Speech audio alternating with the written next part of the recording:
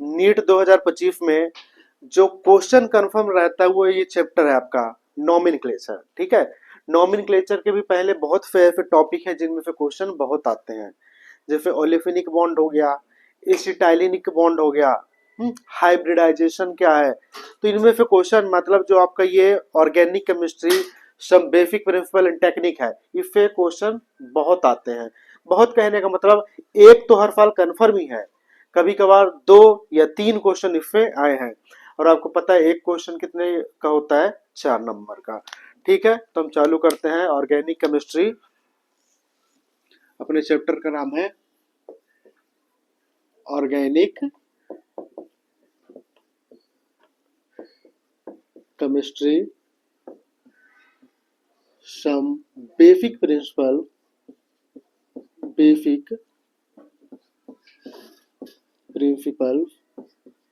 And techniques.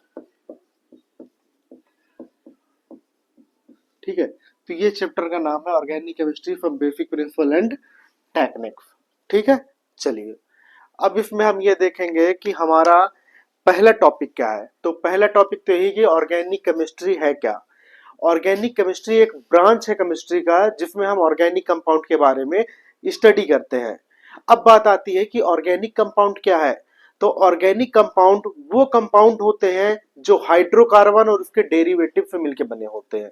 Hydrocarbon क्या होते हैं, हाइड्रोकार्बन वो कंपाउंड होते हैं जो कार्बन और हाइड्रोजन से मिलके बने होते हैं। ठीक है, इतनी बातें हमें समझ में आई।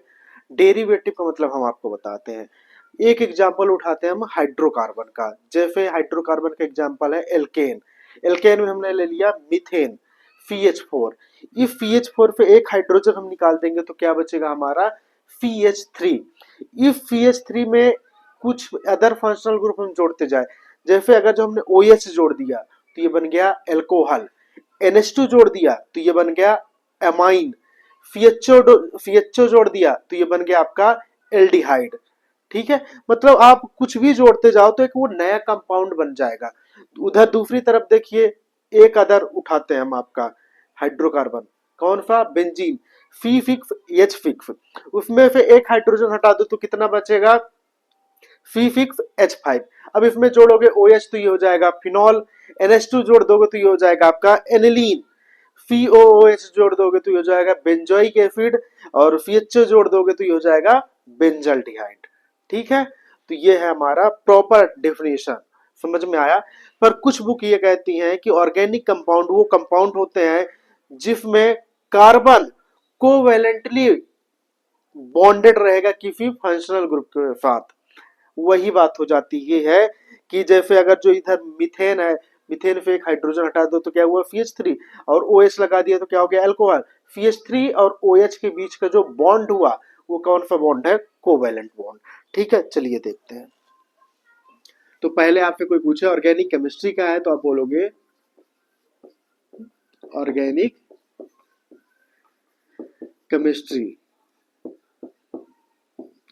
It is a branch of chemistry deals with study of organic compound।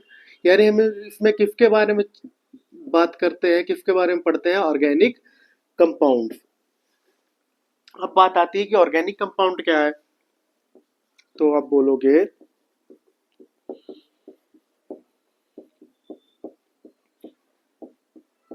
Organic compound are compound which is made up from क्या, which is made up of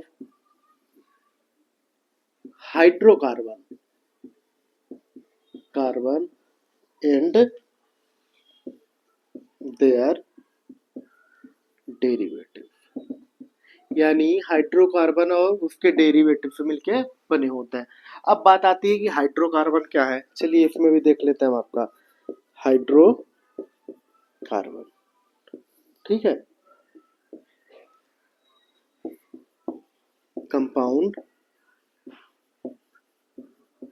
made up of carbon and hydrogen.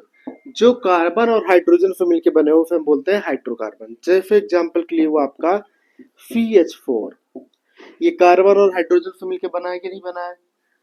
C2H5, carbon और hydrogen से मिलकर बना है कि नहीं बना है, ये है आपका हाइड्रोकार्बन। फिर C6H6 बेंजीन, ये भी हाइड्रोकार्बन है। ठीक है, इतने तो हाइड्रोकार्बन का मतलब सीधे से केवल और केवल वो कंपाउंड जो कार्बन और हाइड्रोजन से मिलके बने हो। अब बात आती है कि डेरिवेटिव्स क्या होते हैं किसके, हाइड्रोकार्बन के। हाइड्रोकार्बन डेरिवेटिव्स, ठीक है। अब देखो सीधे से बात ये समझो कि एग्जांपल देखो, ठीक है। आपको पता है कि एक ह्यूमन बींग से न्यू ह्यूमन बींग कैसे बनता है, एक ऑर्गेनिज्म से नया ऑर्गेनिज्म कैसे बनता है, बाय रिप्रोडक्शन। खासकर हम अपने रिप्रोडक्शन के बारे में बात करें, सेक्सुअल रिप्रोडक्शन के बारे में, तो उसमें आपको पता है कि 2 हाथ, 2 पैर, 2 आंखें, ये होती है कि नहीं होती। माँ, बाप, बच्चा कौन है ये देख के हम पता कर सकते हैं कि नहीं कर सकते, कर सकते हैं। उसी तरह इसमें भी क्या रहेगा आपका, हाइड्रोकार्बन डेरिवेटिव में कुछ चीजें तो सेम रहेंगी। जैसे बेंजीन, तो बेंजीन से C6H6, ये तो बेंजीन है हाइड्रोकार्बन। एक इसमें से आप हाइड्रोजन फ्री कर दो तो C6H5, समझ में आया, एक वैलेंसी फ्री है। अब हम इसमें अगर चाहे तो पहली चीजें क्या ऐड कर दें, OH। अगर जो हमने इसमें जोड़ दिया C6H5OH तो ये बन गया फिनॉल, ठीक है। अगर जो हमने C6H5 में जोड़ दिया NH2 तो ये बन गया एनिलीन। अगर जो C6H5 NH2 में हमने क्या जोड़ दिया, C6H5 में जोड़ दिया COOH तो ये बन जाएगा बेंजोइक एसिड। समझ में आ रहा है कि नहीं आ रहा। ये जो है ये है हमारा हाइड्रोकार्बन, क्या, हाइड्रोकार्बन। ये जो आप देख रहे हो OH NH2 COOH ये सब क्या है आपके हाइड्रोकार्बन डेरिवेटिव। समझ में आ रहा है कि नहीं आ रहा, कोई प्रॉब्लम नहीं। उसी तरह आपके पास CH4 है, CH4 से अगर जो क्या करिए एक हाइड्रोजन निकालिए तो क्या हो जाएगा CH3। इसमें चाहे तो आप जोड़िए NH2 तो ये बन गया अमाइन। CH3 में अगर जो आपने जोड़ दिया क्या COOH तो ये हो गया एसिटिक एसिड, ठीक है। तो आप हाइड्रोकार्बन और उसके डेरिवेटिव में मतलब समझ रहे हो कि हाइड्रोकार्बन का मतलब सिर्फ और सिर्फ कार्बन और हाइड्रोजन रहेंगे, डेरिवेटिव का मतलब वहां पे कुछ ना कुछ फंक्शनल ग्रुप आके जुड़ जाएगा। अब देखना, ये जो आप बॉन्ड देख रहे हो हाइड्रोकार्बन और उसके डेरिवेटिव यानी फंक्शनल ग्रुप के बीच में, हाइड्रोकार्बन और फंक्शनल ग्रुप के बीच का जो बॉन्ड होता है वो होता है आपका कोवैलेंट बॉन्ड। कोवैलेंट बॉन्ड वो बॉन्ड होते हैं जो दोनों के इलेक्ट्रॉन के शेयरिंग से बनते हैं, ठीक है। चलिए इतनी बातें हमें समझ में आई, कोई प्रॉब्लम नहीं, ठीक है। चलिए अब आपसे कोई पूछे, एक बार समराइज करते हैं कि ऑर्गेनिक केमिस्ट्री क्या है, तो आप बोलोगे ऑर्गेनिक कंपाउंड के बारे में पढ़ना। ऑर्गेनिक कंपाउंड क्या होते हैं तो आप बोलोगे हाइड्रोकार्बन और उसके डेरिवेटिव के बारे में पढ़ना। फिर आपसे क्वेश्चन पूछा जाएगा कि हाइड्रोकार्बन क्या होते हैं तो आप बोलोगे वो कंपाउंड जो कार्बन और हाइड्रोजन से मिलके बने होते हैं, जैसे एल्केन, एल्कीन, एल्काइन, ठीक है। जैसे CH4 हो गया, इसमें कार्बन और हाइड्रोजन है। फिर उसके बाद हो गया बेंजीन, C6H6, कार्बन और हाइड्रोजन है। तो ये तो हो गए हाइड्रोकार्बन, और उसमें क्या होता है डेरिवेटिव, मतलब इस हाइड्रोकार्बन में कुछ फंक्शनल ग्रुप आके जुड़ जाए। जैसे बेंजीन है C6H6, इसमें से एक हाइड्रोजन निकालेंगे तो हो जाएगा C6H5।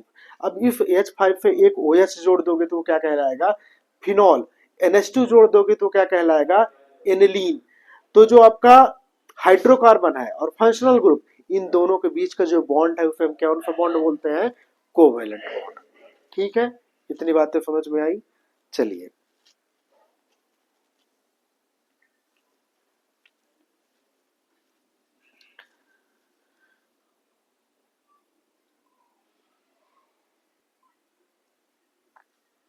ठीक है, चलो।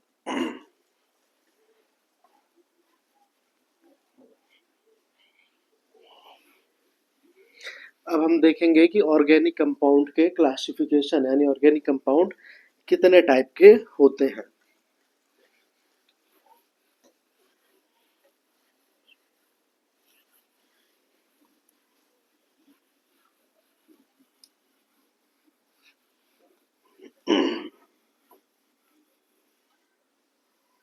ठीक है,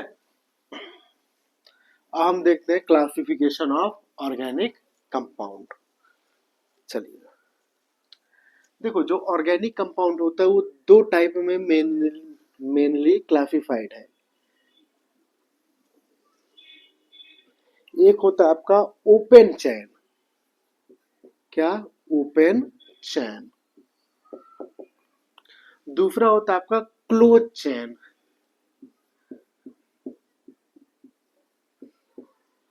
या इसी को बोल सकते हो साइक्लिक फॉर्म। क्या?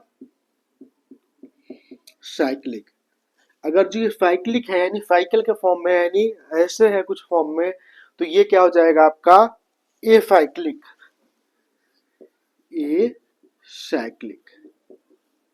ठीक है, कोई दिक्कत नहीं। इसको आप क्लोज बोलो, साइक्लिक बोलो या रिंग, ठीक है ना, जैसे बेंजीन हो गया। चलिए, अब ओपन चैन में आपने पढ़ा है या पढ़ोगे आगे चल के, हम आपको बताएंगे एल्केन, एल्कीन और एल्काइन। ठीक है, यानी जैसे CH4 हो गया, और इसी में देख लो क्या होता है CH3, CH2, CH3। मतलब ये देखो ओपन चैन, एक चैन के फॉर्मेट में है, तो इसे हम बोलते हैं आपका ओपन चैन, या इसी को बोलेंगे एसाइक्लिक। मतलब वो ऐसे नहीं है, इसको आप बोलोगे क्लोज या साइक्लिक। ठीक है, चलिए, तो ओपन चैन हमें समझ में आया। अब देखते हैं हम आपका क्लोज चैन या साइक्लिक, या इसी को बोल सकते हो आप रिंग। इसमें आपको हम दो टाइप के बताएंगे आपको। इसको और नीचे ले लेते हैं, ठीक है।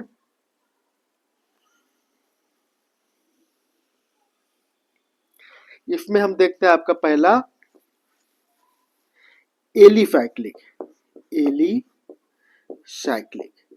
ठीक है, दूसरा उधर हम देखेंगे आपका एरोमेटिक, एरोमेटिक। ठीक है, एलिसाइक्लिक जनरली आपके क्या हो गया, या एलिसाइक्लिक को बोल सकते हो नॉन एरोमेटिक, नॉन एरोमेटिक। याद रखना दोनों में डिफरेंस है, ये एलिसाइक्लिक है और ये एसाइक्लिक है।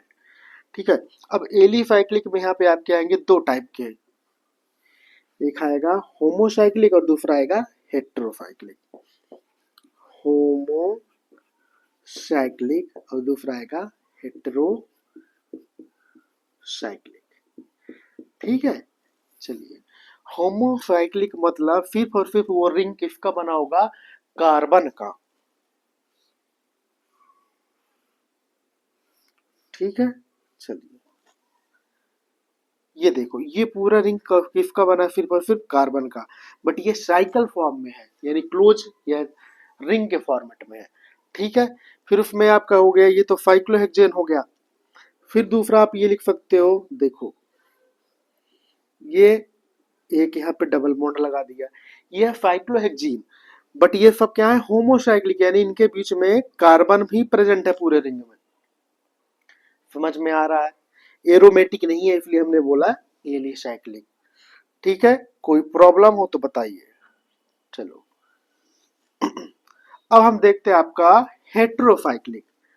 हेट्रोसाइक्लिक का मतलब रिंग में कोई अदर एटम आके प्रेजेंट होगा, कार्बन को छोड़ दिया जाए, कार्बन के सिवा कोई दूसरा एटम प्रेजेंट होगा, नाइट्रोजन, ऑक्सीजन, सल्फर, कुछ भी हो सकता है। ठीक है, जैसे फॉर एग्जांपल के लिए ये, ठीक है, इसको हम बोलते हैं आपका टेट्राहाइड्रोफ्यूरेन। क्या, टेट्रा हाइड्रोफ्यूरिन। ठीक है, आपको नाम से मतलब नहीं है, बस ये हो कि रिंग, नाम तो आगे चल के आपको पता चल जाएगा। रिंग के अंदर क्या, रिंग के अंदर कोई अदर एटम आके प्रेजेंट है कि नहीं। ठीक है, चलिए समझ में आया कि रिंग के अंदर कोई अदर एटम प्रेजेंट है, तो इसे हम बोलेंगे हेट्रोसाइक्लिक। फिर उसके बाद आएगा आपका एरोमेटिक। एरोमेटिक को आपकी एनसीईआरटी ने दो पार्ट में तोड़ा है।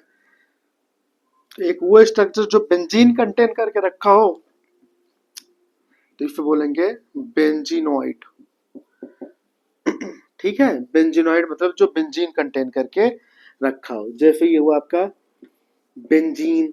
फिर इसके बाद अगर जो आप चाहो तो इसमें क्या जोड़ दो, NH2, तो ये हो गया एनिलीन। फिर इसमें चाहो तो COOH जोड़ दो, तो ये हो गया बेंजोइक एसिड। ठीक है, कुछ भी जोड़ दो फंक्शनल ग्रुप में। OH जोड़ दिए यहाँ पे तो हो जाएगा फिनॉल। तो ये बेंजीनोइड है क्योंकि इन्होंने जो इनका मेन स्ट्रक्चर है वो क्या है, बेंजीन। समझ में आया कि नहीं आया, चलिए ये हुआ बेंजीनोइड। दूसरा आपका ये है नॉन बेंजीनोइड। ठीक है, क्या, नॉन बेंजीनोइड। यहाँ पे हम लिखते हैं किसके बारे में, नॉन बेंजीनोइड। देखो बेंजीनोइड कितने रिंग से बना है, जो रिंग है उसका कितने कार्बन से मिलकर बना, 1 2 3 4 5 6, 1 2 3 4 5 6, 1 2 3 4 5 6, यानी हम 6 कार्बन को ही हम क्या बोलते हैं यहाँ पे, बेंजीन। बट नॉन बेंजीनोइड में कोई अदर आ जाएगा, यानी जो 6 कार्बन का नहीं होगा, 7 का होगा, 8 का होगा, 9 का होगा, पर 6 का नहीं होगा। ठीक है, तो नॉन बेंजीनोइड में क्या है आपका, जैसे 7 मेंबर रिंग।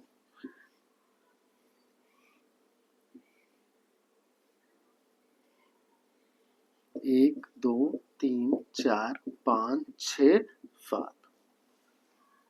ठीक है, देखो ये 7 मेंबर रिंग है कि नहीं है, इधर देखो ये 6 मेंबर थे, 1 2 3 4 5 6, कोई दिक्कत नहीं, ये सिंगल बॉन्ड है। ठीक है, ये 1 है यहाँ पे। ठीक है, अब अगर जो यहाँ पे हम क्या जोड़ दें, ऑक्सीजन,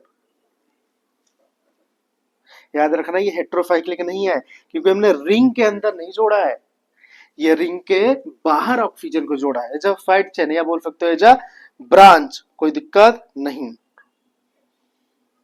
तो इसे हम बोलेंगे ट्रोपोन। ठीक है, तो ये नॉन बेंजोनाइड में ये स्ट्रक्चर आपको देखने को मिला। ऐसे बहुत से हो सकते हैं जो 8 मेंबर का हो, 9 मेंबर का हो। ठीक है, बस वो 6 मेंबर का नहीं होना चाहिए, तो वो होगा आपका नॉन बेंजेनोइड। फिर उसके बाद आ जाएगा आपका हेट्रोसाइक्लिक एरोमेटिक।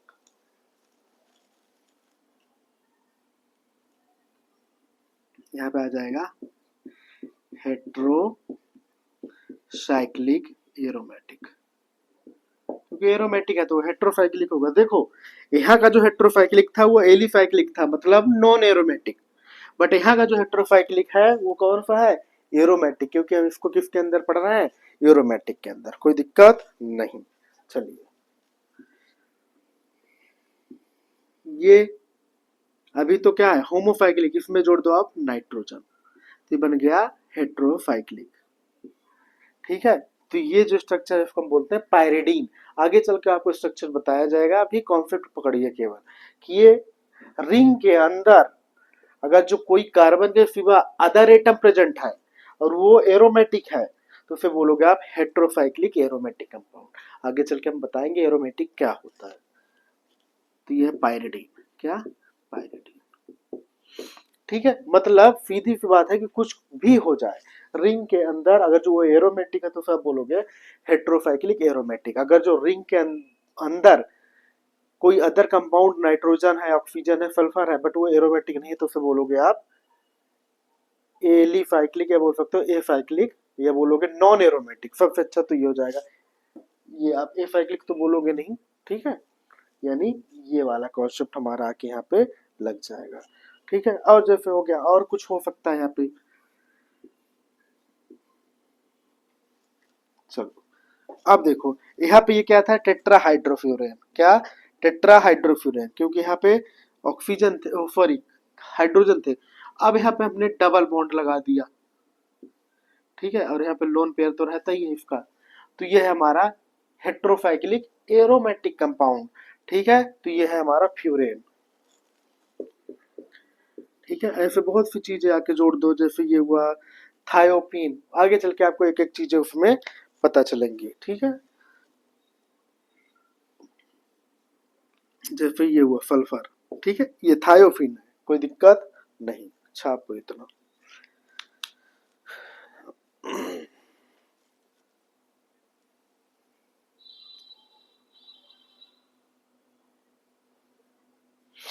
हो गया। चलो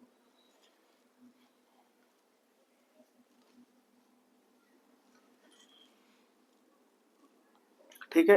चलो एक बार और उसको समराइज कर देते हैं। जो हमारा ऑर्गेनिक केमिस्ट्री होता है, उसके अंदर हम देखेंगे ऑर्गेनिक कंपाउंड के बारे में, ठीक है। ऑर्गेनिक कंपाउंड, ठीक है। हमारा ऑर्गेनिक कंपाउंड दो पार्ट में क्लासिफाई है, एक ओपन चेन और दूसरा होता है क्लोज चेन। ओपन चेन को हम बोलते हैं एसाइक्लिक और क्लोज चेन को हम बोलते हैं साइक्लिक या रिंग। जो हमारा ओपन चेन हो गया, यानी वो क्या होगा, एक ऐसे चेन के फॉर्मेट में होगा जैसे हो गया alkane, alkene, alkyne. Close chain को हमने दो पार्ट में जोड़ दिया है, आपका है नॉन एरोमेटिक। नॉन एरोमेटिक को हमने बोला एलिसाइक्लिक, दूसरा है हमारा एरोमेटिक। नॉन एरोमेटिक या बोल सकते हो एलिसाइक्लिक को हमने दो पार्ट में फर्दर डिवाइड कर दिया है, एक होमोसाइक्लिक और दूसरा होता है हेट्रोसाइक्लिक। होमोसाइक्लिक का मतलब क्या है, सिर्फ और सिर्फ रिंग में कार्बन एटम प्रेजेंट है। हेट्रोसाइक्लिक मतलब रिंग में क्या प्रेजेंट है, कार्बन को छोड़ के कोई other atom, nitrogen, oxygen present है। फिर एरोमेटिक हुआ, एरोमेटिक में हमने दो पार्ट में डिवाइड किया, बेंजोनॉइड, नॉन बेंजोनॉइड और हेट्रोसाइक्लिक। बेंजोनॉइड में सिर्फ और सिर्फ आपका क्या होगा, बेंजीन, यानी 6 मेंबर का रिंग होगा। बट नॉन बेंजोनॉइड में 6 मेंबर का नहीं होगा, ये 7 मेंबर का हो सकता है, 8 मेंबर का हो सकता है, ठीक है, 5 मेंबर का भी हो सकता है, ठीक है। जैसे इमिडाजोल हो गया, आगे चल के आपको बताएंगे। जैसे ये ट्रोपोन हो गया, आपके एनसीईआरटी का एग्जाम्पल है। फिर हेट्रोसाइक्लिक में हम देखें पायरिडीन, फ्यूरेन और थायोपीन। ये समझ में आया? चलिए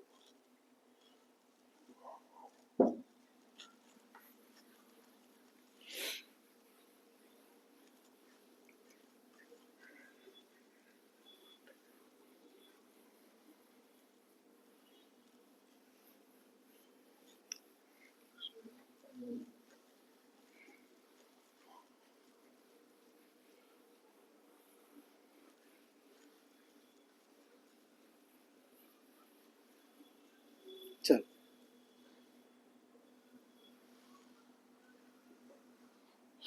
अब हम देखते हैं आपका historical development of organic compound. सबसे अच्छा तो ये होगा, यानी जो ऑर्गेनिक कंपाउंड का बोला जाए तो पहली बार जो ऑर्गेनिक कंपाउंड बनी वो कौन सी बनी थी, उसके लिए कौन कौन से थ्योरी आई थी, ये सब हमें उसमें देखना है, ठीक है।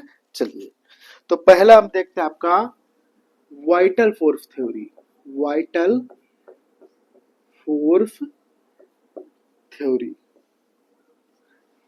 ठीक है, ठीक है। वाइटल फोर्स थ्योरी जो दिया था वो किसने दिया था, बेरजाइलियस ने, Berzelius, ठीक है। एक ये थ्योरी आई, इसके बाद एक आया था वोलार थ्योरी। दूसरा यहाँ पे लिखते हैं वोलार थ्योरी। चलिए, ये दो थ्योरी क्या कहना चाहती है हम आपको ये बताते हैं, ठीक है। पहली theory I vital force theory. Vital force theory ये बोलती है कि लिविंग ऑर्गेनिज्म के अंदर, यानी हमारे अंदर, एनिमल के अंदर एक ऐसा वाइटल फोर्स होता है, एक ऐसी क्षमता होती है, एक ऐसी देवीय शक्ति होती है जिसके चलते ही ऑर्गेनिक कंपाउंड सिर्फ और सिर्फ बॉडी में बनाए जा सकते हैं। नहीं समझे? वाइटल फोर्स थ्योरी का मतलब ये होता है, जो दिया किसने था, बेरजेलियस ने, ठीक है। Vital force, sorry, vital force theory ये कहती है कि हमारे अंदर, लिविंग ऑर्गेनिज्म के अंदर एक ऐसी क्षमता है, एक ऐसी अपार क्षमता है, ये एक ऐसी देवीय शक्ति है जिसके बदौलत हमारी बॉडी ऑर्गेनिक कंपाउंड का सिंथेसाइज करेगी। मतलब ऑर्गेनिक कंपाउंड हमारे बॉडी के बाहर नहीं बनाए जा सकते, जो आपको भी पता है ये पूरा क्या है, गलत है। उल्हार आए, उल्हार ने बोला नहीं आप गलत कर रहे हो। इन्होंने क्या किया, अमोनियम साइनेट लिया। अमोनियम साइनेट से पहला सिंथेसाइज ऑर्गेनिक कंपाउंड जो लैब के अंदर बनाया था वो क्या था, यूरिया। ठीक है, चलिए वाइटल फोर्स थ्योरी के बारे में देखते हैं जो बेरजेलियफ ने दिया था। बेरजेलियफ एक साइंटिस्ट थे, एक वैज्ञानिक थे।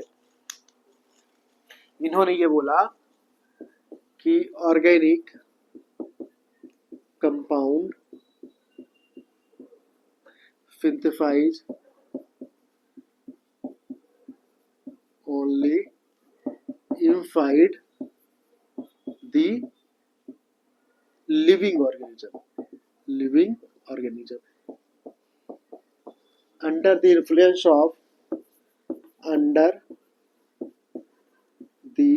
influence of वाइटल फोर्स यानी एक टाइप की क्या होती है, मतलब एक फाइट के जो बॉडी के अंदर ही पाई जाती है, एक अपार क्षमता बोलूं तो नॉर्मली।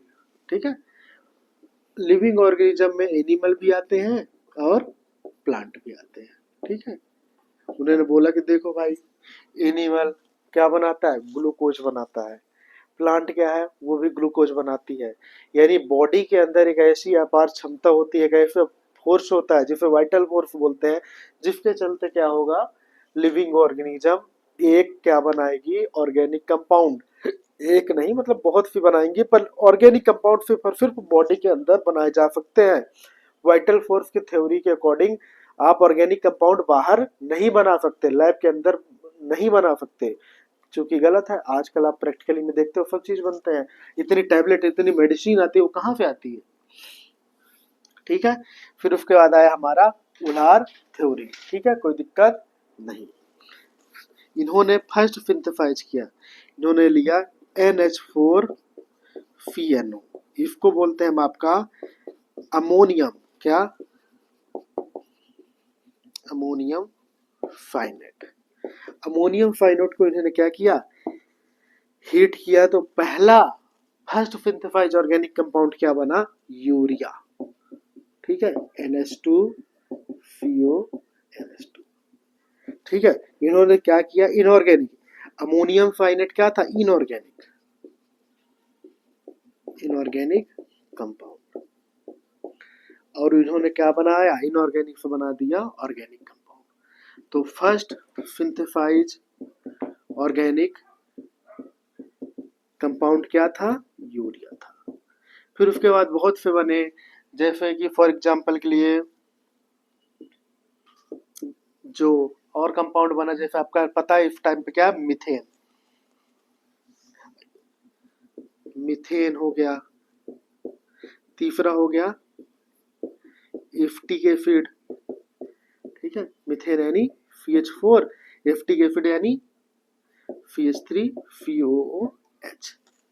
ठीक है, जो मीथेन था उसकी किसने बनाया था, बर्थलेट ने, एक साइंटिस्ट थे, PER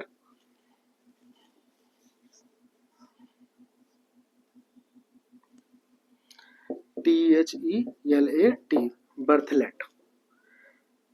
एसिटिक एसिड किसने बनाया था, कोलवे।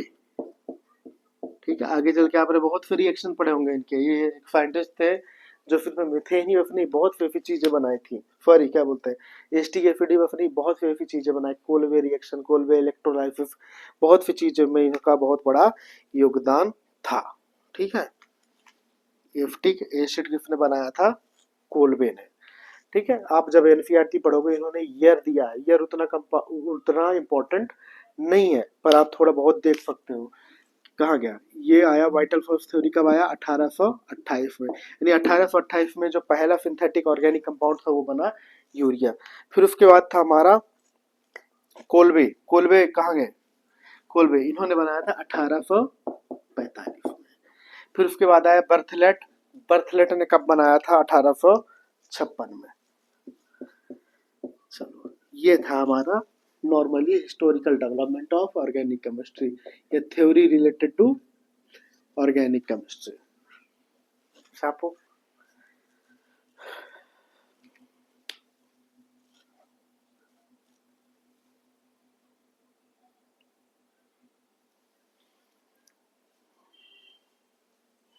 चले, ठीक है।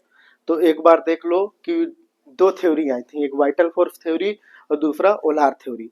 वाइटल फोर्स थ्योरी ने ये बोला कि ऑर्गेनिक कंपाउंड सिर्फ और सिर्फ बॉडी के अंदर ही बनाए जा सकते हैं, बॉडी के बाहर नहीं बनाए जा सकते। मतलब आप ये देख सकते हो कि जो हमारे आजकल मेडिसिन आ रही हैं, पैरासिटामोल, एस्टामिनोफेन उसी को बोलते हैं, या जो भी दवाइयाँ हैं या जो भी ऑर्गेनिक कंपाउंड आप बनाते हो, फिनॉल वगैरह, वो बाहर लैब में वो पॉसिबल नहीं था। बताओ, इन्होंने सिर्फ और सिर्फ यही बोला, तो ये गलत था कि नहीं था? था। क्योंकि आपको पता है कि ऐसे बहुत से ऑर्गेनिक कंपाउंड हैं जो आदमी बॉडी में जो बनते हैं उसको भी बाहर बना सकता है। ठीक है। फिर आपसे ये पूछा जाए कि पहला, ठीक है, आपसे ये पूछा जाए कि फर्स्ट सिंथेटिक ऑर्गेनिक कंपाउंड क्या था, तो आप बोलोगे यूरिया। कब बना था? 1828 में। किसने बनाया था? उल्हार ने। फिर उसके बाद आप बोलोगे एफ्टिक एसिड। एफ्टिक एसिड कब बना? 1845 में। किसने बनाया? कोलबे ने। फिर 1856 में क्या बना? मीथेन। मीथेन को किसने बनाया? बर्थलेट ने। ठीक है, ऐसे बहुत सी चीजें हैं आप जो पढ़ोगे। चलो, ये हो गया। अब हम देखते हैं क्या,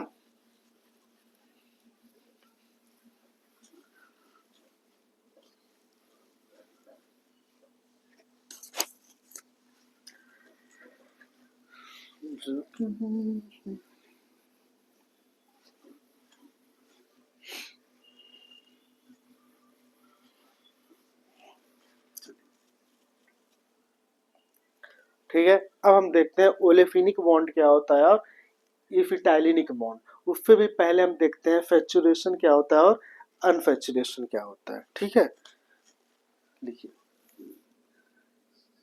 सैचुरेशन एंड अनसैचुरेशन। देखो, सैचुरेशन या बोल सकते हो सैचुरेटेड बॉन्ड का मतलब क्या होता है? क्या? सैचुरेटेड बॉन्ड मतलब कार्बन कार्बन के बीच में सिंगल बॉन्ड है तो फिर बोलोगे आप सैचुरेटेड बॉन्ड। जैसे CH4, मतलब इसका डायग्राम देखो तो एक, ये और ये कार्बन और कार्बन के बीच में हमने बोला, और ये कार्बन और हाइड्रोजन है। याद रखना, ये भी आगे चल के क्वेश्चन कई बार आ चुका है नीट में। यानी सैचुरेटेड बॉन्ड आपको दिखाना है तो क्या दिखाना पड़ेगा? CH3 CH3। मतलब इसको हम बनाए तो कैसे बनेगा? कार्बन,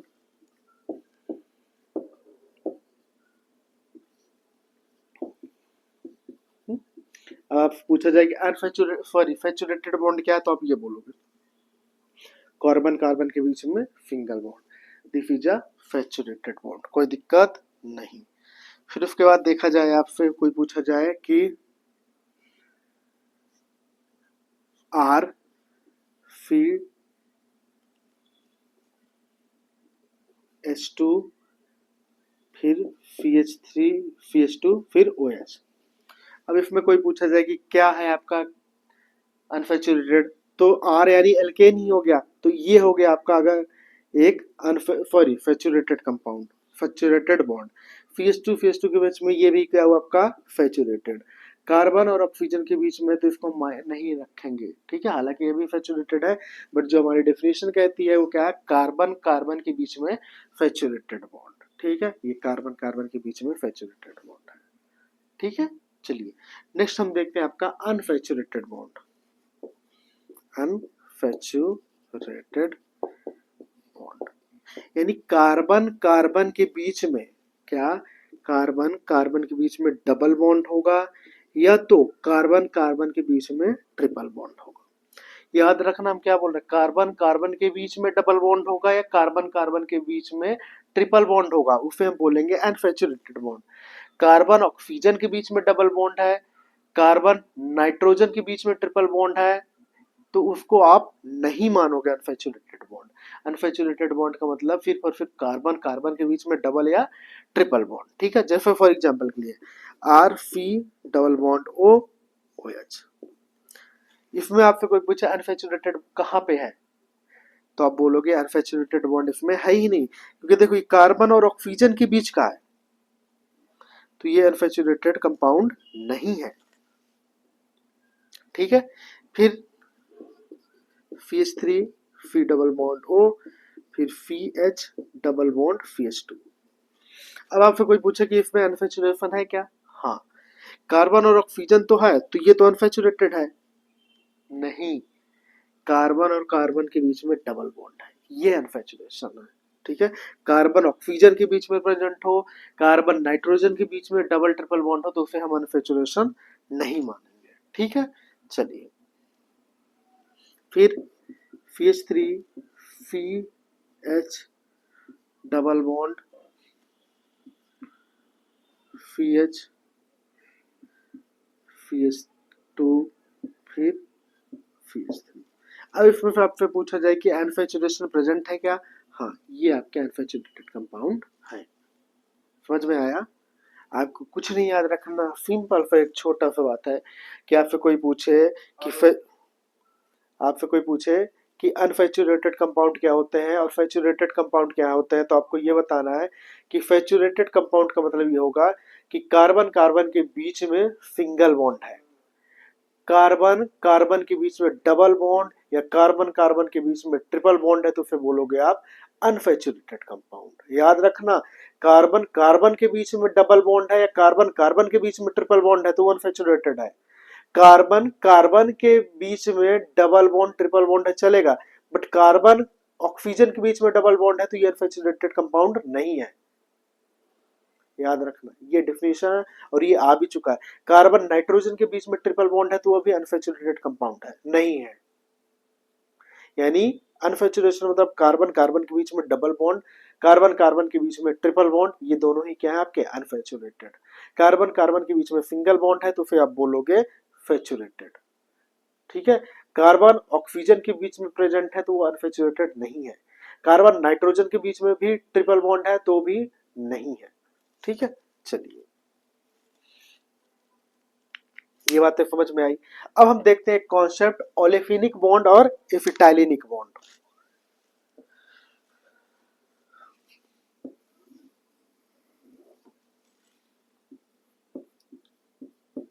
ओलेफिनिक बॉन्ड और एसिटाइलिनिक बॉन्ड, ठीक है। चलो ओलेफिनिक बॉन्ड और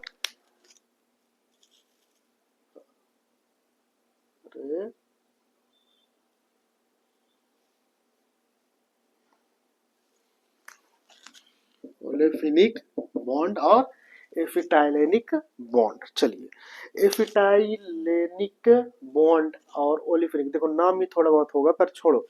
ओलेफिनिक का मतलब होता है कार्बन कार्बन के बीच में डबल बॉन्ड का प्रेजेंट होना। क्या कार्बन कार्बन के बीच में डबल बॉन्ड प्रेजेंट है तो उसे बोलोगे ओलेफिनिक बॉन्ड। एसिटाइलेनिक बॉन्ड का मतलब ये हुआ कार्बन कार्बन के बीच में ट्रिपल बॉन्ड प्रेजेंट है, ठीक है। चलिए कार्बन कार्बन के बीच में डबल बॉन्ड प्रेजेंट है तो इसे बोलोगे ओलेफिनिक बॉन्ड। कार्बन कार्बन के बीच में ट्रिपल बॉन्ड है तो उसे बोलोगे एसिटाइलेनिक बॉन्ड। याद रखना कार्बन कार्बन के बीच में है तभी वो एसिटाइलेनिक बॉन्ड होगा। कार्बन नाइट्रोजन के बीच में ट्रिपल बॉन्ड है तो वो एसिटाइलेनिक बॉन्ड नहीं कहलाएगा। कार्बन ऑक्सीजन के बीच में अगर जो प्रेजेंट है डबल बॉन्ड तो वो भी ओलेफिनिक बॉन्ड नहीं है। समझ में आया क्या कि ओलेफिनिक बॉन्ड और एसिटाइलेनिक बॉन्ड में डिफरेंस ये है कि कार्बन कार्बन के बीच में अगर जो डबल बॉन्ड प्रेजेंट है तो उसे बोलोगे ओलेफिनिक बॉन्ड। कार्बन कार्बन के बीच में ट्रिपल बॉन्ड है तो उसे बोलोगे एसिटाइलेनिक बॉन्ड। कार्बन ऑक्सीजन के बीच में डबल बॉन्ड प्रेजेंट है तो उसे आप ओलेफिनिक नहीं बोलोगे। कार्बन नाइट्रोजन के बीच में ट्रिपल बॉन्ड प्रेजेंट है तो फिर एसिटाइलेनिक बॉन्ड नहीं बोलोगे। यानी ये बहुत इंपॉर्टेंट कंडीशन है कि फिर कार्बन कार्बन के बीच में डबल बॉन्ड प्रेजेंट हो या कार्बन कार्बन के बीच में ट्रिपल बॉन्ड हो, तभी आप उसे ओलेफिनिक या एसिटाइलिनिक बॉन्ड बोलोगे। फॉर एग्जांपल के लिए हमारे पास क्या है, ये एक कंपाउंड है, इसमें पूछा जाए कि एलेफिनिक वो एसिटाइलिनिक बॉन्ड कितने हैं, तो आप बोलोगे एक। एसिटाइलिनिक नहीं, ओलेफिनिक, क्योंकि कार्बन कार्बन को हम क्या बोलते हैं, ओलेफिनिक बॉन्ड, कार्बन कार्बन के बीच में डबल बॉन्ड। तो यहाँ पे क्या है, एक ओलेफिनिक बॉन्ड, वन ओ मतलब एक ओलेफिनिक बॉन्ड है। कार्बन कार्बन के बीच में डबल बॉन्ड, यहाँ भी एक ओलेफिनिक बॉन्ड है, कोई दिक्कत नहीं। समझ में आया कि नहीं आया? चलो अब आपसे पूछा जाए, एक बेंजीन ले लो,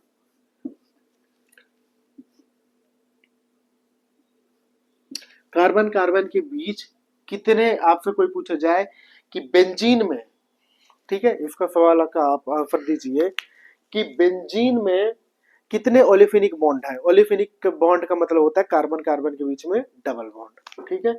तो आप यहाँ पे देख रहे हो कितने हैं, तीन, एक दो तीन, ठीक है। तो ये हमारा ओलेफिनिक बॉन्ड का कॉन्सेप्ट।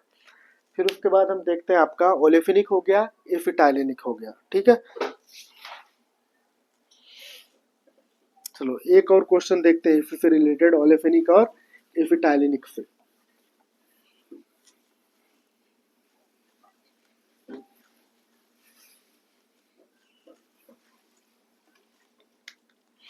चलो CH3 C double bond O, फिर C ट्रिपल बॉन्ड C, फिर CH डबल बॉन्ड CH2। अब इसमें कितने ओलेफिनिक बॉन्ड है और कितने एसिटाइलिनिक बॉन्ड है। ओलेफिनिक बॉन्ड यानी कार्बन कार्बन के बीच में डबल बॉन्ड होना चाहिए, कार्बन कार्बन के बीच में ट्रिपल बॉन्ड है मतलब वो एसिटाइलिनिक बॉन्ड है। देखो कार्बन कार्बन के बीच में डबल बॉन्ड है, ये यानी ये एक ओलेफिनिक बॉन्ड हुआ, एक। कार्बन ऑक्सीजन के बीच में डबल बॉन्ड है तो वो ओलेफिनिक नहीं माना जाएगा, कंडीशन ये है कि कार्बन कार्बन के बीच में डबल हो। कार्बन कार्बन के बीच में ट्रिपल बॉन्ड है तो वो क्या कहलाएगा, एसिटाइलिनिक बॉन्ड, यानी ये एक एसिटाइलिनिक भी है। यानी इस कंपाउंड में एक एसिटाइलिन और एक क्या है, और ओलेफिनिक बॉन्ड। चलिए नेक्स्ट हम देखते हैं आपका CH3 CH2 C double bond O CH3। इसमें कितने एलिफिनिक या एसिटाइलिनिक बॉन्ड है, ओलेफिनिक कितने हैं, नहीं है, एक भी नहीं है, क्योंकि कार्बन कार्बन के बीच में डबल बॉन्ड होना चाहिए, ठीक है। चलिए ये कुछ चीजें हो गई। अब हम देखते हैं कि हेट्रो एटम क्या होते हैं, जो आपको हमने बताया था उसी से कुछ question.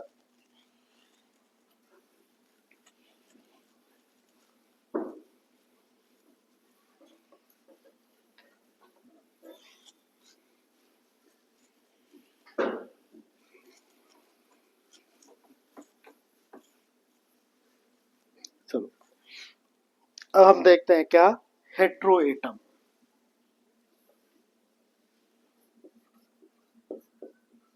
Hetero atom, atoms other than carbon, जैसे ऑक्सीजन, सल्फर, फास्फोरस,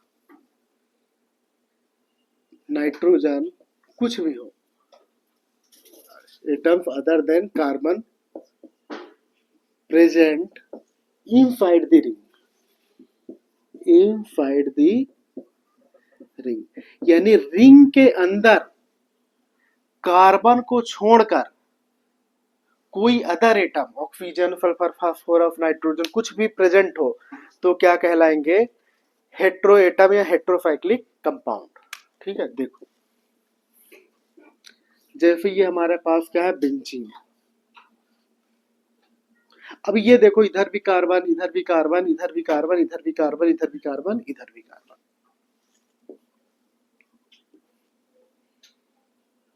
ठीक है। तो ये तो हेट्रोसाइक्लिक है नहीं, क्योंकि इसके अंदर हेट्रो एटम है ही नहीं, ठीक है।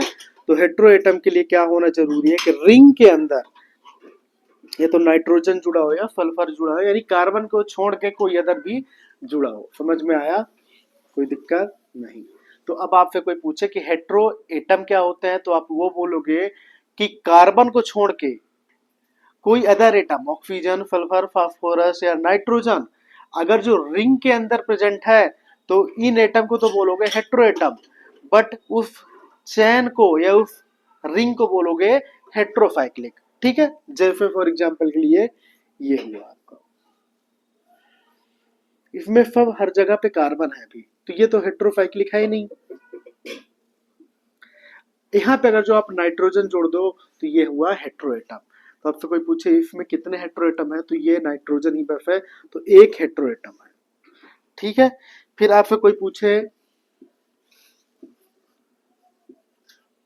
नाइट्रोजन और यहाँ पे आपका NH2, अब आपसे कोई पूछे इसमें कितने हेट्रोएटम है, तो याद रखना हेट्रोएटम का मतलब हमने क्या बोला कि रिंग के अंदर अदर देन कार्बन कोई प्रेजेंट हो, सिर्फ और सिर्फ रिंग के अंदर, तो रिंग के अंदर तो एक ही प्रेजेंट है, ये जब साइड चेन प्रेजेंट है, तो इसमें भी हेट्रोएटम कितने हैं, एक। समझ में आया कि नहीं आया? चलो,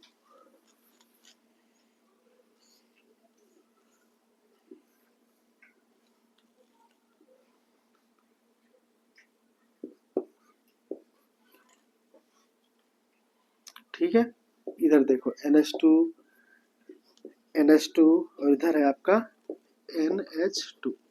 चलो अब बताओ इसमें कितने हेट्रोएटम है। देखो हेट्रोएटम का मतलब ये होता है सिर्फ और सिर्फ रिंग के अंदर कार्बन को छोड़ के कोई अदर एटम प्रेजेंट हो, एक, दो, तीन, तो हेट्रोएटम कितने हैं, तीन। इसको काउंट नहीं करोगे कि ये भी है ये भी, ये जब साइड चेन है। ठीक है, मतलब सिर्फ और सिर्फ रिंग के अंदर क्या प्रेजेंट होना चाहिए, हेट्रोएटम।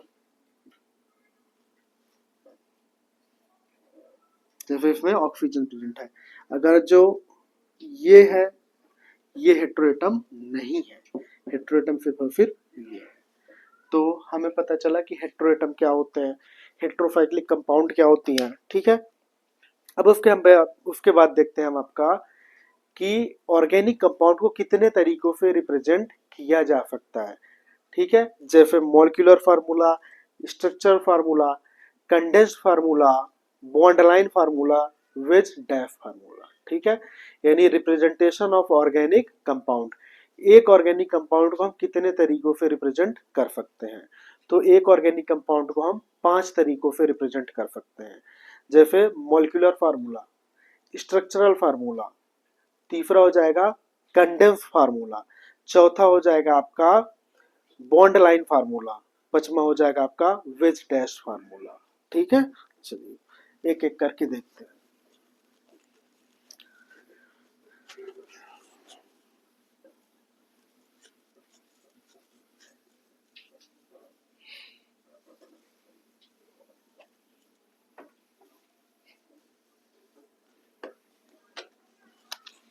ठीक है, अब रिप्रेजेंटेशन ऑफ ऑर्गेनिक कंपाउंड। ठीक है,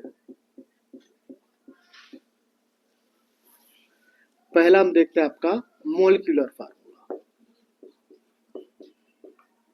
ठीक है, अब आपसे कोई पूछे कि मॉलिक्यूलर फार्मूला क्या होता है, देख लो मॉलिक्यूलर फार्मूला का मतलब हो गया जैसे इथेनॉल, इथेनॉल का आपसे कोई पूछे मॉलिक्यूलर फार्मूला क्या होता है, ये क्या है कंपाउंड, उधर क्या है रिप्रेजेंटेशन, यानी मॉलिक्यूलर फार्मूला। इथेनॉल का होता है C2H5OH। बेंजीन का मॉलिक्यूलर फार्मूला क्या हो गया, C6H6। मीथेन या मिथेनॉल का कितना होता है, CH3OH। यानी आप उसका डायरेक्ट फार्मूला लिख दो, वही है उसका मॉलिक्यूलर फार्मूला। दूसरा हम देखते हैं आपका स्ट्रक्चरल फार्मूला, स्ट्रक्चरल फार्मूला। ठीक है, स्ट्रक्चरल फार्मूला देखना क्या होता है, दोनों में डिफरेंस क्या होता है। आपसे कोई पूछे इथेनॉल का स्ट्रक्चरल फार्मूला, यानी स्ट्रक्चरल फार्मूला का मतलब ये होगा कि आप उसको एक एक बॉन्ड करके दिखाए कि उस बॉन्ड के बीच में डबल बॉन्ड प्रेजेंट है, ट्रिपल बॉन्ड प्रेजेंट है कि क्या प्रेजेंट है। जैसे इथेनॉल का हो गया, तो इथेनॉल का मॉलिक्यूलर फार्मूला तो C2H5OH हुआ।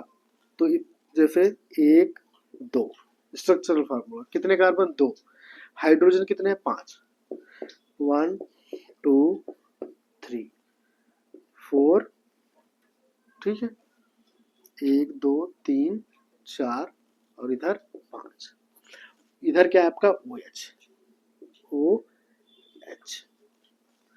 तो ये हुआ स्ट्रक्चरल फार्मूला ऑफ इथेनॉल, कोई दिक्कत नहीं।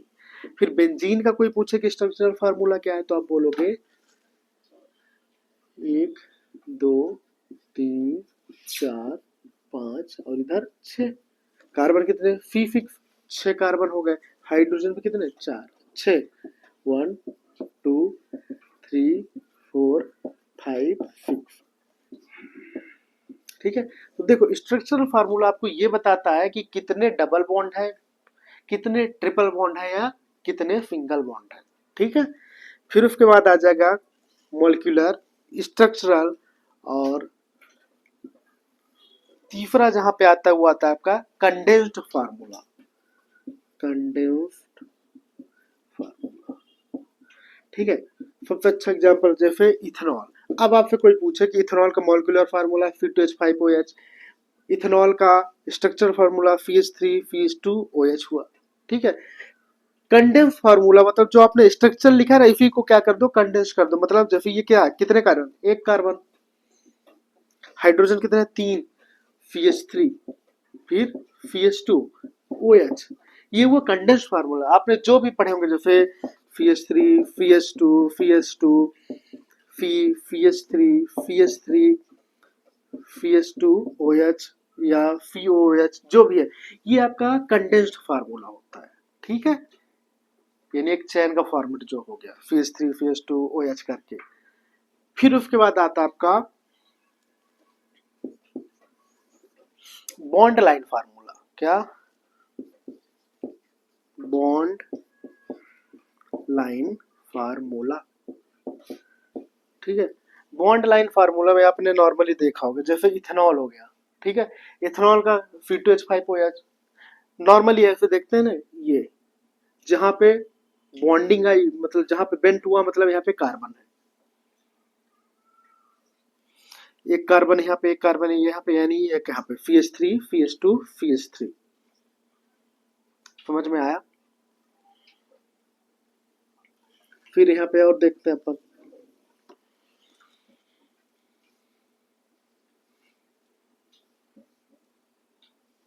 ठीक है। ये तो हुआ हमारा बेंजीन नॉर्मली। अब इसका अगर जो बॉन्ड लाइन इधर बनाया देखो इधर, इसका मतलब क्या है कि यहाँ पे एक CH2 यहाँ पे प्रेजेंट है, एक CH2 यहाँ पे प्रेजेंट है, एक CH3 यहाँ पे प्रेजेंट है, ठीक है। CH3 CH2 CH2 CH3 1 2 3 4 N butane. N butane का आपसे कोई पूछे कि क्या बनाना है बॉन्ड लाइन, तो आपको क्या करना है, जहां जहां पे कार्बन होगा उतनी बार बॉन्डिंग, उतने बार बेंडिंग करनी है, 1 2 3 4, यानी CH3 CH2 CH2 CH3, ठीक है। आपने देखा होगा डबल बॉन्ड चाहो तो डबल बॉन्ड लगा दो किसी में, ठीक है।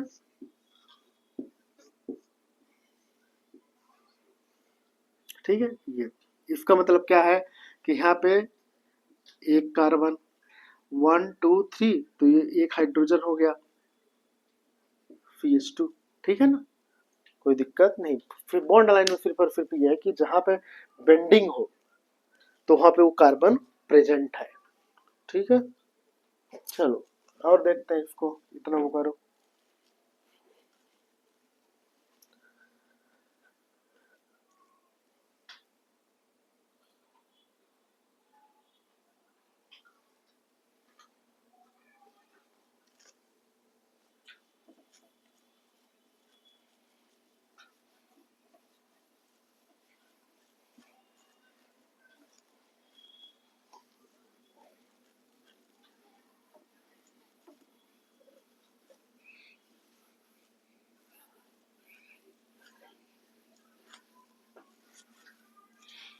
ठीक है, बॉन्ड लाइन ही हम देख रहे हैं क्या अभी, बॉन्ड लाइन को और आपको अच्छे से हम बता दें।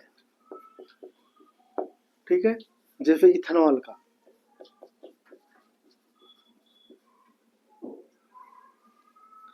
CH3 CH2 OH, ये हुआ इथेनॉल। ठीक है, फिर बॉन्ड लाइन के बाद हम बताते हैं आपको veg dash, veg dash line. ठीक है, वेज डैश का मतलब या वेज डैश लाइन या फार्मूले का मतलब ये होता है जैसे कार्बन है CH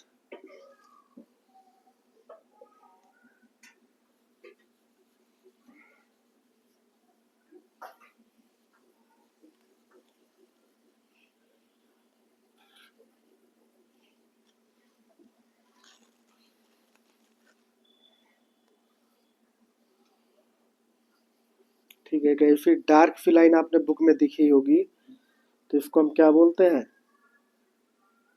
वेज। ठीक है, इसे हम बोलेंगे वेज।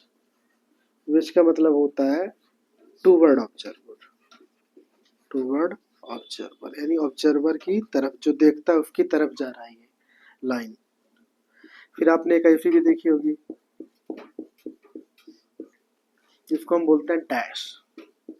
डैश का मतलब होता है अवे फ्रॉम ऑब्जर्वर, यानी ऑब्जर्वर से ये लाइन दूर जा रही है, बॉन्ड दूर जा रहा है।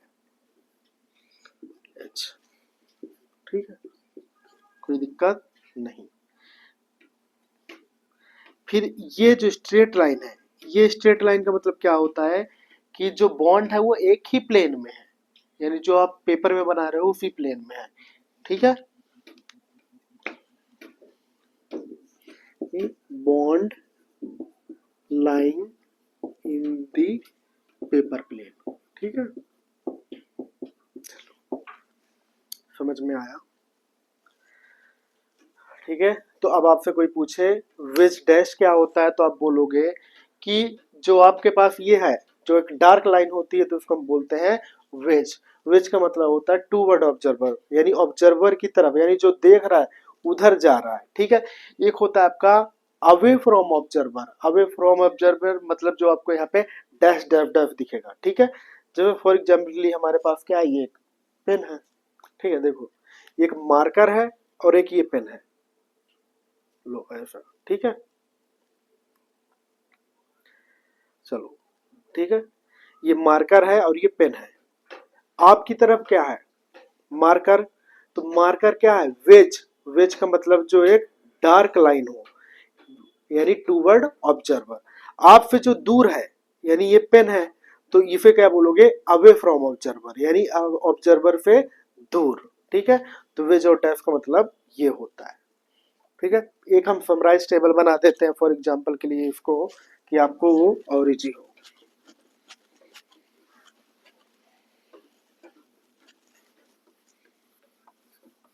चलो चलो, ऑर्गेनिक कंपाउंड, पहला हम देखेंगे MF यानी मॉलिक्यूलर फार्मूला, फिर स्ट्रक्चरल फार्मूला,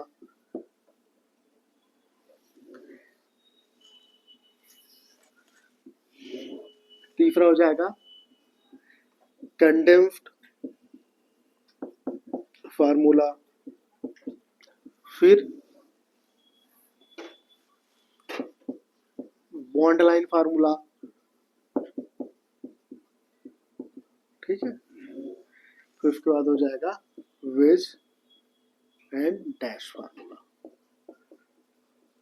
ठीक है, चलो, तो ये 5 मेथड होते हैं जिसमें से हम ऑर्गेनिक कंपाउंड को रिप्रेजेंट कर सकते हैं। ठीक है, चलो, अब आपसे कोई पूछे कि इथेनॉल, ठीक है, अब कोई पूछे कि इथेनॉल, इथेनॉल का आप बताओ मॉलिक्यूलर फार्मूला, तो इथेनॉल का मॉलिक्यूलर फार्मूला होता है C2H5OH। मोल इथेनॉल का स्ट्रक्चरल फार्मूला क्या होगा, तो स्ट्रक्चरल फार्मूला इथेनॉल का ये होता है CH3 और फिर CH2 और इधर OH, यानी एक एक बॉन्ड दिखे तो उसे बोलते हैं स्ट्रक्चरल फार्मूला। फिर आपसे कोई कह सकता है कि इथेनॉल का कंडेंस्ड फार्मूला क्या होगा, तो ये होगा CH3 CH2OH। फिर बॉन्ड लाइन फार्मूला क्या होता है, तो बॉन्ड लाइन फार्मूला का मतलब ये हमने बोला था कितने कार्बन है, 2 कार्बन, तो एक टर्निंग यहाँ पे दिखा हुआ है यहाँ पे, फिर OH CH3 CH2OH, तो ये हुआ बॉन्ड लाइन फार्मूला। फिर वेज डेफ फार्मूला का मतलब क्या होता है, वेज डेफ फार्मूला का मतलब कि यहाँ पे कितने कार्बन है, CH3 एक, फी 2 कार्बन, ठीक है, कुछ भी दिखा दो, H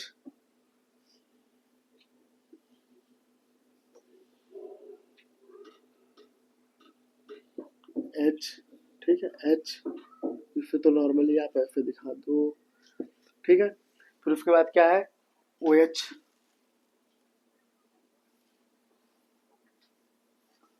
OH को किस में दिखाओ आप, वेज के फॉर्मेट में, फिर ये H, ठीक है, ये हुआ आपका वेज डेफ फार्मूला।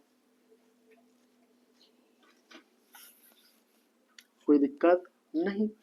फिर आप और कुछ ले लो, जैसे मीथेन, मीथेन तो नहीं,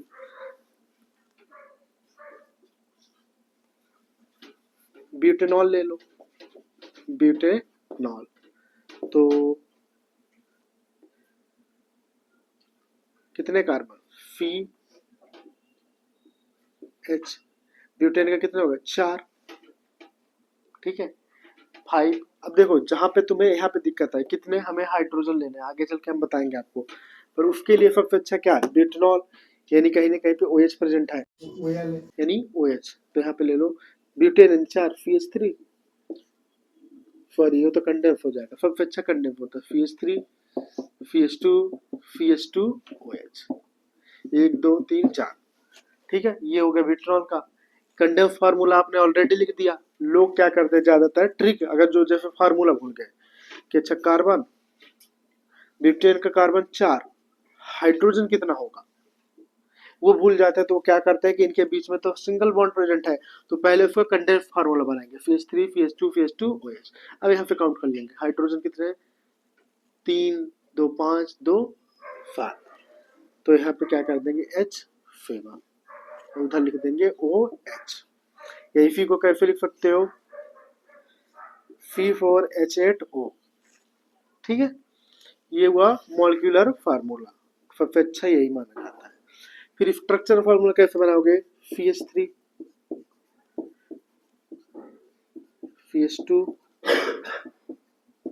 ठीक है, फिर OH, फिर उसके बाद आ जाएगा आपका बॉन्ड लाइन फार्मूला, 1 2 3 4, 1 2 3,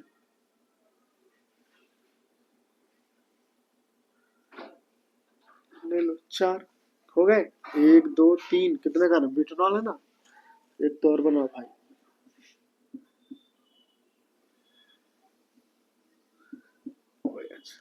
ठीक है, तो ब्यूटेनॉल में कितने का, यहाँ पे हो जाएंगे आपके 1 2 3, देखो पूरा गलत हो जाता है ना वो चीजें, इसीलिए कंडेंस फार्मूला यहाँ पे काम आता है, ठीक है।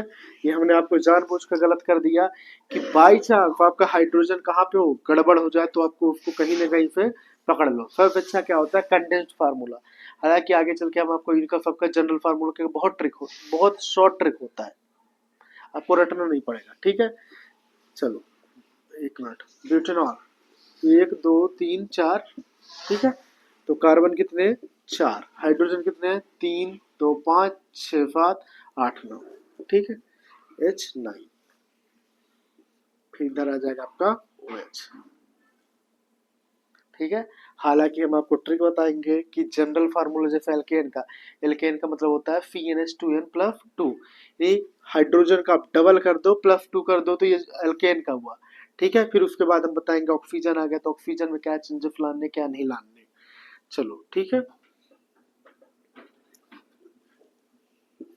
1 2 3, फिर 1 2,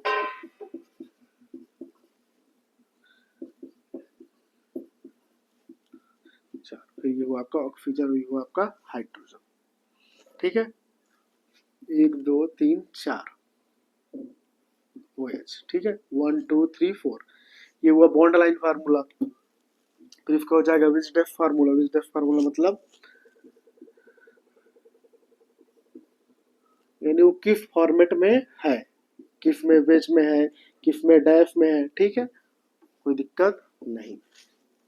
तो ये वो हमारा रिप्रेजेंटेशन ऑफ ऑर्गेनिक कंपाउंड।